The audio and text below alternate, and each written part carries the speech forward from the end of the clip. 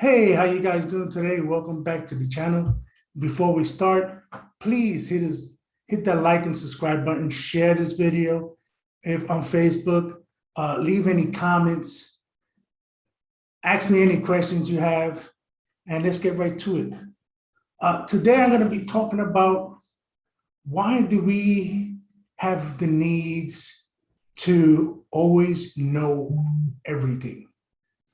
From the very beginning, from when Adam and Eve, when the snake was whispering to them, why? Because God doesn't want you to eat from the apple of knowledge, you know, as the devil himself, I think he's the greatest salesman of all times. And when once she ate the apple, that's the beginning and the end for us. Because we always want to know, and know. And if you think about it, as adults, wanting to know everything sometimes comes with bad decisions. It's not always good to know everything, right? It's always good to have everything as a mystery. So I think the reason the Bible was created in such mystery is because we always want to know. We always want to know the detail, or how's it possible? Could this be true? Is Jesus really the Son of God? If the devil does exist. And as adults, we all know our life can be good, our life can be terrible, our life can be in the medium. But when we were kids,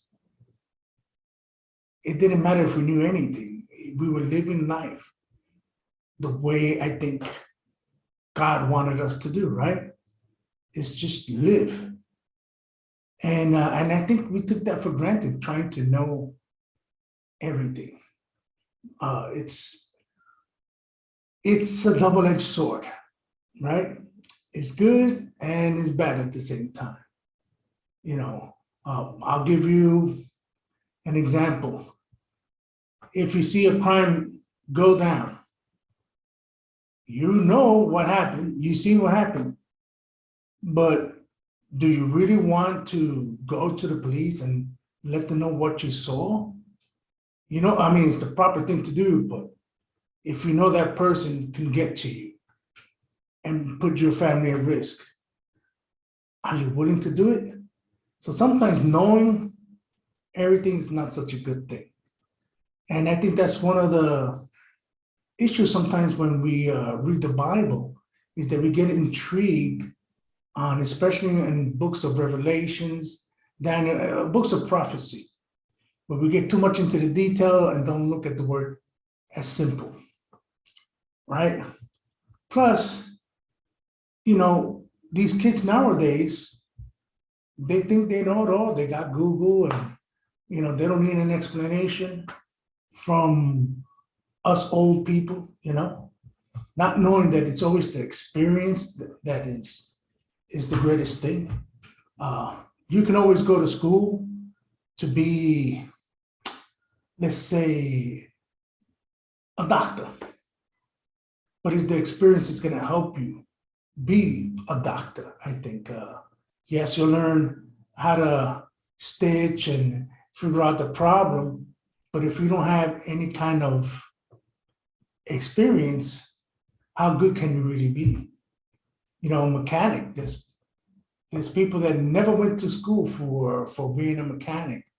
And we're talking about like a diesel mechanic, where right now, I think there's a shortage with all these electric cars out. But from experience, when they were smaller, maybe their father taught them, there's a difference when it's a hands-on situation. And I think that's one of our biggest downfall of just trying to overload our minds with so much information. I can see it builds up our egos. Like, oh, if I know more than him, I can be at another level. That way they got to look at me and create that You want to create envy, you want people to envy you, want it to be godly status. And because you get attention. And you might get good attention and you probably get bad situations, intentions. So is knowledge power? Yes. What comes with power? Problems. And how do we solve the problems? Trying to find out, right? Always goes back into knowing and looking for answers. If we really need answers and wanting to know things to better ourselves, we have to look within ourselves. We have to, for me, in my situation, I look for God for answers. And I hope a lot of you do. Like I said, this video is for anyone who's interested in just wanting to know why people choose to believe in God if they never met or have any kind of proof for them. Like I said, I was introduced through my mom to the church, decided, she doesn't know what she's talking about, did my own thing. I thought I knew it all. Turned out I was wrong, right? But God never stopped loving me. And I can tell you that from experience. I had a lot of downs. And at the same time, I had a lot of, ups. Life is a yo-yo, up and down, up and down. But I noticed that ever since I gave myself to him and tried to give absolute control of him, my life just gets better. Of course, there's going to be little rocky edges along the way, but through faith, I know I'm going to be okay. Think about it. If you know you're going into battle, right? You're going to go to battle every day, and you know that no one else has a bulletproof vest on, you're not going to worry too much, right? So I go into life every day. Whatever happens, it was God's way of saying, here you go. No matter the outcome. Of course, I don't want to die. I don't want to leave my family behind. But if that was meant for me, then that's what, that's what I'm going to deal with, because eventually I hope and I truly believe that God has a place for me and he has a place for everyone. We just got to let him in and let him guide us. So what I like to do and try to explain to people in a different way. I don't like the old school mentality of, you got to do this and you got to do that. I think it's already about choice. From the very beginning, God gave us choice, right? We make decisions. Did we make the wrong decisions in the very beginning? Yes. Are we paying for it? Yes. But just to show you, he still gives us the opportunity. He still forgives us. And he's done a lot of sacrifices by sending his son. Would you send your son to die for someone else?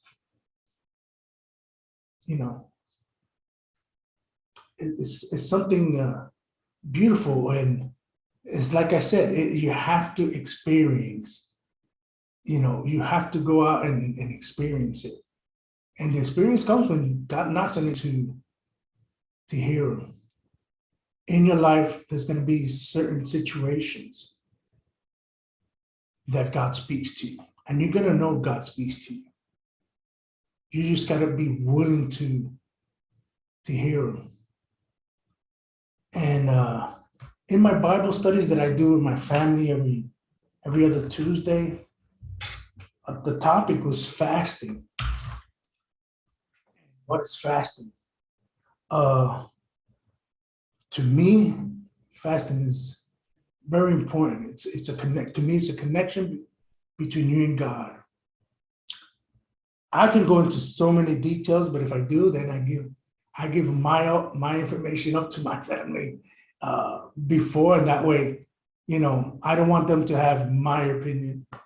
I don't know if that makes any sense to you, but I'll give you a story that I'm going to share with you that I've written down, or maybe you could understand why fasting might be important, right? And the story is about a young lumberjack. Okay.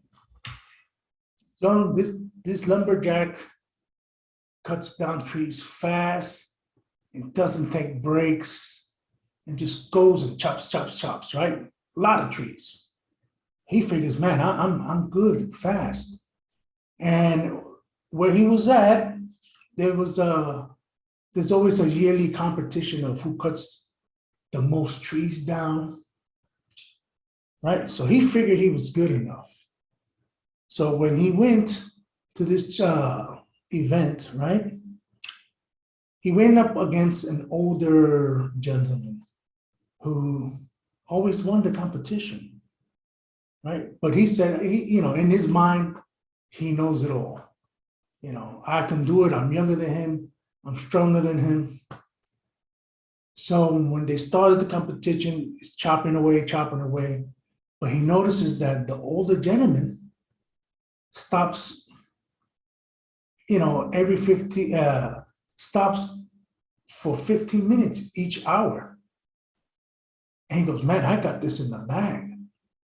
So they chop away. And then the end results, when they announce who the winner is, he was ready to jump up and down. And then they announced the winner, and the winner, boom, was the older gentleman. He asked himself, well, how's this possible? I didn't even take breaks. This man took 15-minute breaks every hour. There's no way.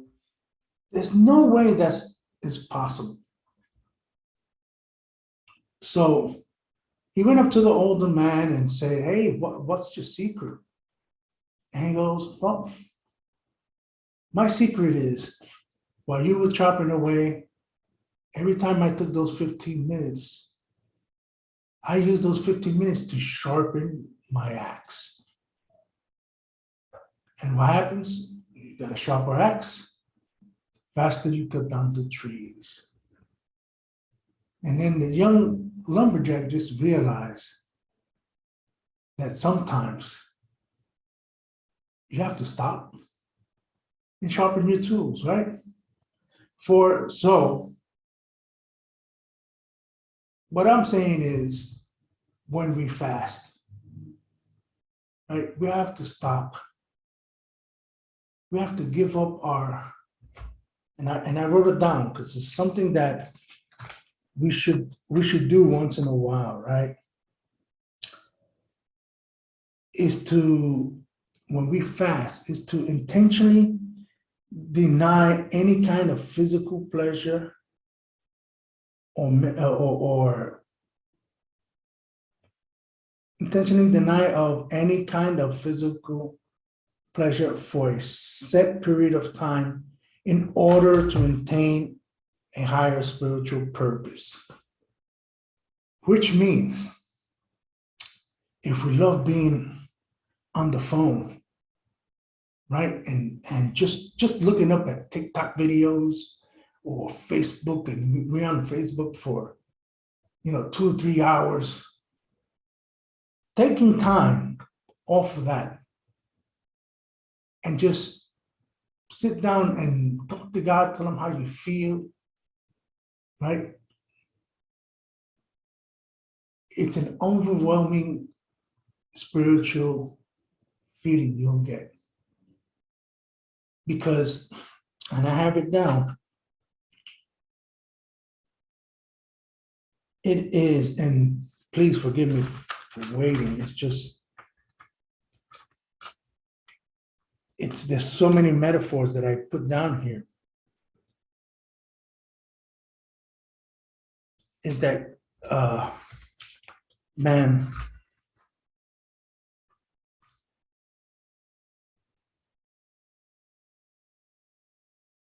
it's just showing God that you're giving up the physical world to be in the spiritual world for a period of time, where you're allowing him or showing him that he matters. And it's hard to explain, it's hard for me to describe without giving any of my details, because I don't want to really give these details out, because we have a Sunday school meeting with my family on Tuesday.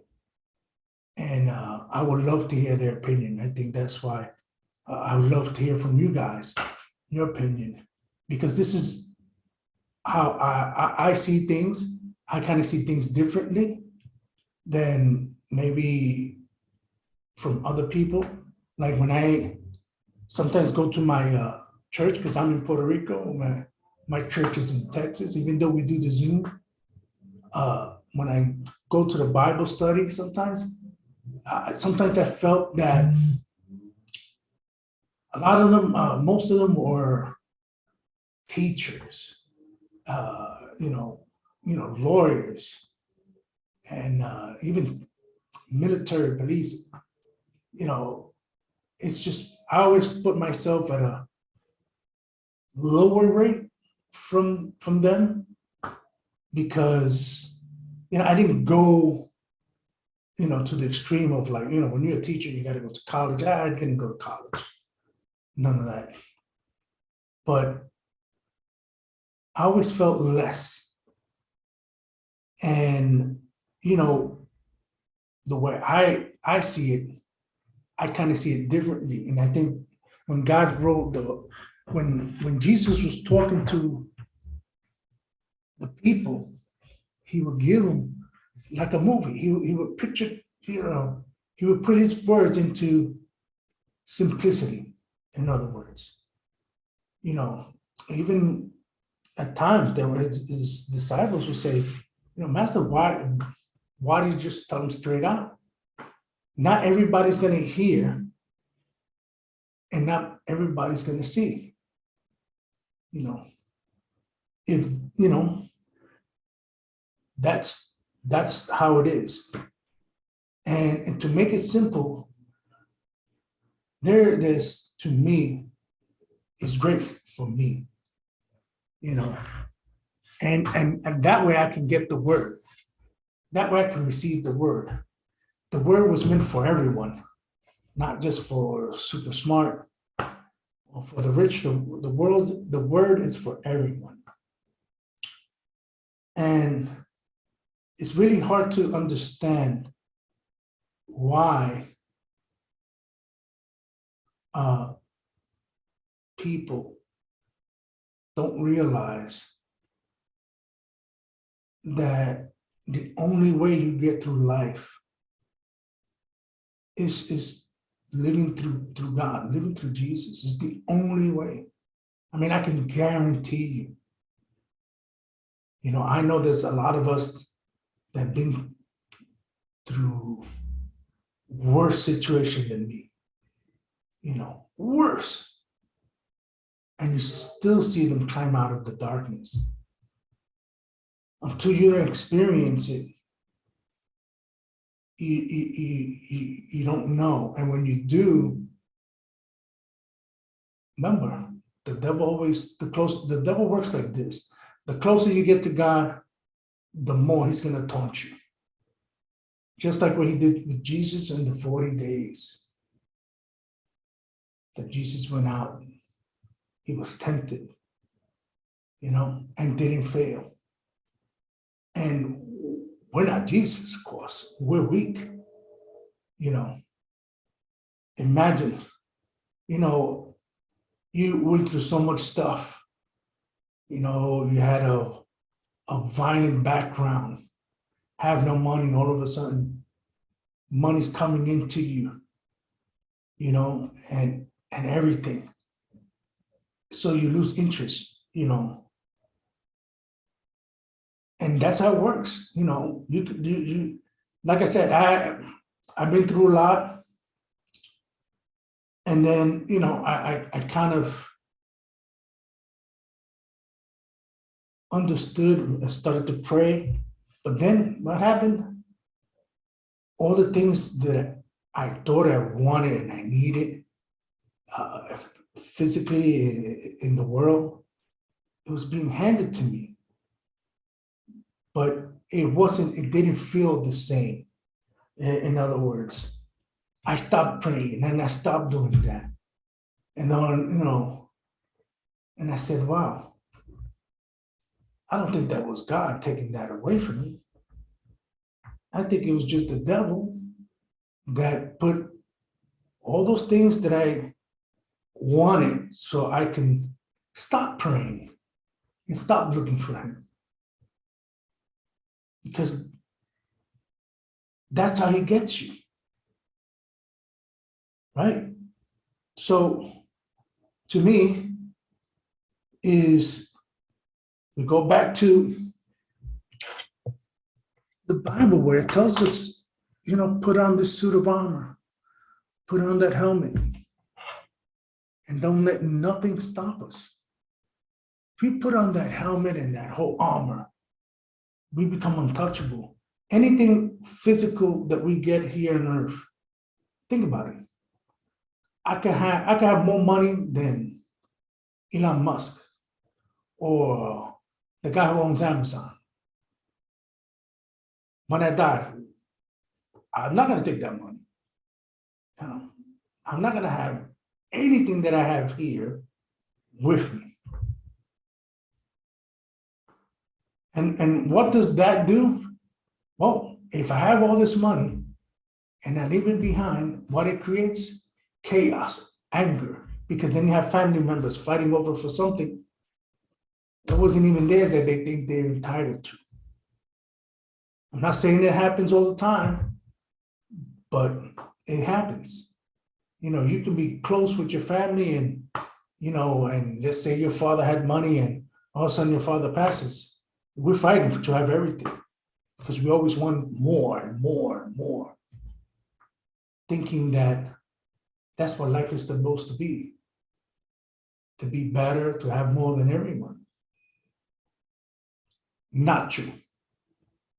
There are children and families in third world countries that have nothing, and their life to them is better than ours because they don't have to deal with the headaches of, where I'm going to get the next car. Where I'm going to have the next best sneaker. They don't worry about those things. All they worry about is waking up the next day and being alive. And that is the greatest gift. The most expensive gift. As a matter of fact, it's priceless. Waking up the next day and knowing that you're alive. Because if you die, this is not a video game where you put another 25 cents in and you get 3 more lives. You die, that's it. Game over. See you later. Have a nice day. Right? But each day that you wake up is a day that God gives us. And the reason why I say God gives us, it's in the Bible. Read the Bible. And you want to know if the Bible's real? Well, if the Bible ain't real, then everything that's in the history books is not real. George Washington wasn't the first president. Abraham Lincoln didn't get shot in the head. If it ain't on video, you consider it doesn't happen. It's ridiculous. Let's be real. We were all, at least people my age, we were all introduced in into some type of church, whether it's a Catholic church, Pentecostal, or Jehovah's Witness, even a